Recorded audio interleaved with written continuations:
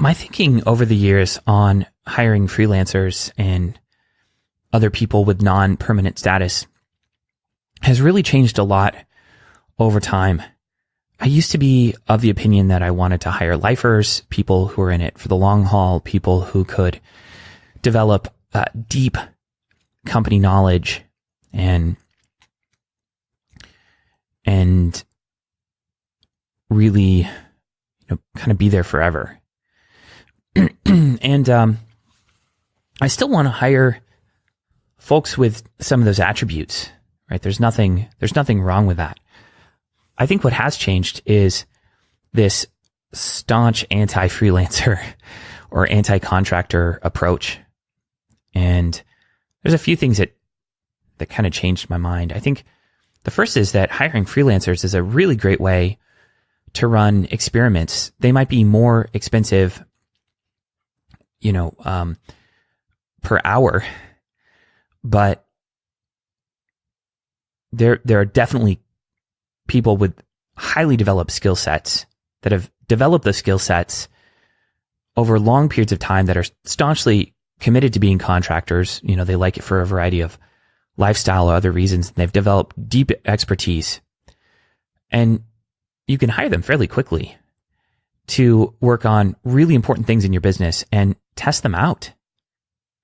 And when you test them out, you don't have to permanently commit to spending a certain amount of money per year. You don't have to invest in recruiting like you otherwise would. You don't have to invest in health insurance.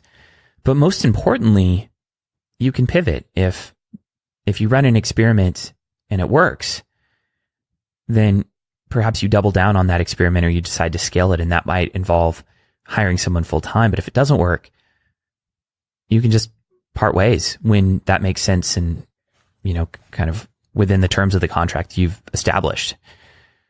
So, when it comes from everything to branding, to SEO, to writing, to all kinds of different tasks, I think now I'm much more likely to hire a freelancer to test and see if that works. And often the freelancer won't be right, but the basic idea of what we were attempting is right. And hiring that freelancer really allowed us to evolve our idea of what we need in a given position. It could be that our initial thoughts on the skill set or constellation of skills that would be, required to create wins, that our initial idea of that was completely wrong. And hiring a freelancer allows us to realize that. And then we can hire another freelancer and see if we nail it. And then if that works, maybe we move to a full-time position, or maybe, and this often happens, that the freelancer does bring a lot of success, but they bring success around something that only needed to be executed once over a period of 3 months.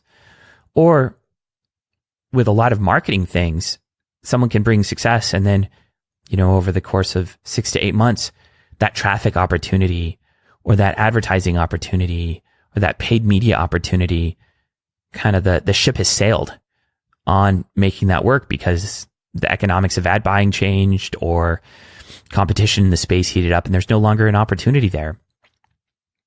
So my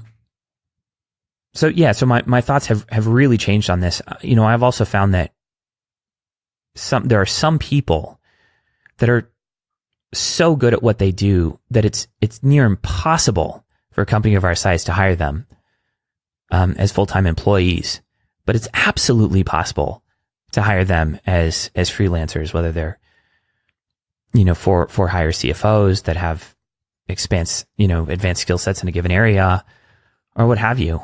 So my tune has really changed here. I used to be staunchly against contractors and freelancers, and now I'm kind of a huge fan.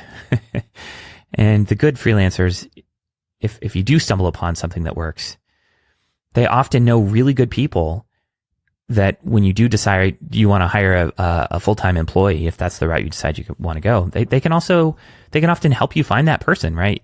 They can either not be part of the hiring process and not get paid, or, if they know you're going to hire that person anyway, they might as well get paid for helping you vet really solid candidates. So more and more, I'm a fan of this, and it's part of our standard practice here is if something isn't part of our core competency, like why not outsource it? It's worked really well here. All right, take care. Bye. Hey, thanks for listening. If you liked this content, please help me out by leaving a review on iTunes, Stitcher, or wherever you listen to podcasts. It provides me with encouragement and it helps other people find the program. Also, if you have a question that you'd like me to answer on the podcast, go to asknomics.com, leave me a question, and I'll do my best to answer it in the next few days. Thanks for listening, and see you tomorrow.